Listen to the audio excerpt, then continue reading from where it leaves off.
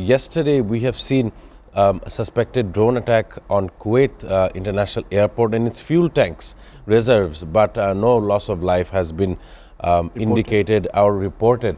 And not only so, the entire region seems to be changing.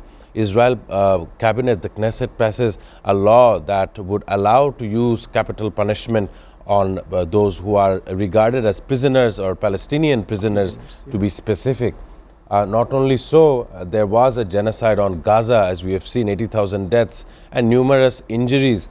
Not only so, right now it has a legal basis, or the Israeli administration has a legal basis. It's important to see the future and how Palestinians shall be dealt in that region. How do you think about it? Thank you so much for bringing me here, and also the updates of the whole of the region in the Middle East currently. I think, yeah, the issues related to Iran and Israel is a contentious issues. We have been seeing this for centuries, for decades actually. So this war actually a manifestation of the, Iranian support for unconditional support for the Palestinian population was there always, and that is the main reason Iran is now in the war. Israel provoked an unprovoked attack on particularly the Palestinian population in Gaza, now in the southern Lebanon. Yesterday they destroyed a whole village in southern Lebanon. So that is the main problem and main instabilities issues in the Middle East. And that and Israel's greatest plan of Greater Israel, so annexation of the continuously Israeli borders, is the main unstable issues. And Iran actually stood against that. The main problem of Iran and Israel war, main conflict, is hidden there. Iran tried to stop this Israeli illegal aggression on the Middle Eastern border, particularly the border, the annexation, the mass genocide in Gaza. Iran stood up for that causes. Right. That is the main problem Israel have with Iran. Otherwise, Iran is okay with their own resources, own foreign policies, own human capital, and own wealth. They do not have any other issues with the Middle East. They can live peacefully. But since they really believe in Islamic Republic government, that Islam, they are very much spirited with Islamic ideals which call for justice.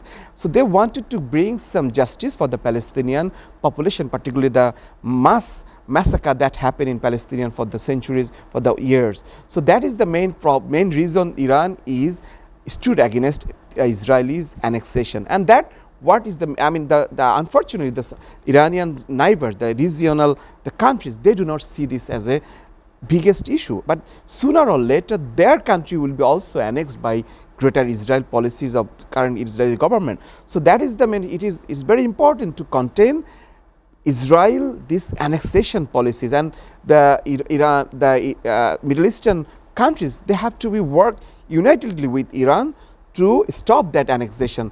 Current killing and current exodus situation in the southern Lebanon is also telling us it's not only contained within the Palestinian, but it is Israel, Greater Israel policy that actually causing these huge losses of life, resources in the region. Previously, last summer, 2025, we've seen Donald Trump giving a 2-week headroom towards Iran, and then attacking in day 2 of that 2-week timeline.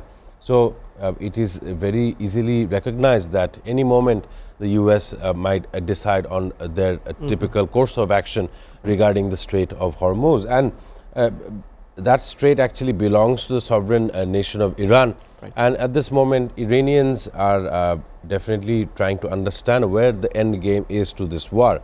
And as Norman Floyd Barnes, alongside international media, is reporting that Iranian military may consider IT firms, tech firms belonging from the US, Apple, Microsoft, and the like sort, being attacked as legitimate targets. Now, it is important to know that Iran itself is observing almost a 33-day internet blackout, and the country is in a state of mourning after the passing of their leader Ayatollah Ali Khamenei, and right now it's in a bridging sort of nation. So not only so, China and Pakistan seems to be playing a very important role. Yesterday, they announced a 5-point initiative, including ensuring early passage through the Strait of Hormuz to restore peace and stability in the Middle East as regional conflict intensifies. but there are more support towards conflict than there is to resolution. I want to know how you see about it. Everyone is now indulging themselves in attacking one another. Yeah, as you started, like the Donald Trump, he promised, he gave 2 weeks time, and then he attacked in 2 days. So that is the US discourses of preemptive action, which actually violating the international treaties and international the safeguards that a nation have. So one country's security threat must not undermine the sovereignty and self-determination of another country. Iran is an independent country. They have the rights to self-determination. There is a sovereign country.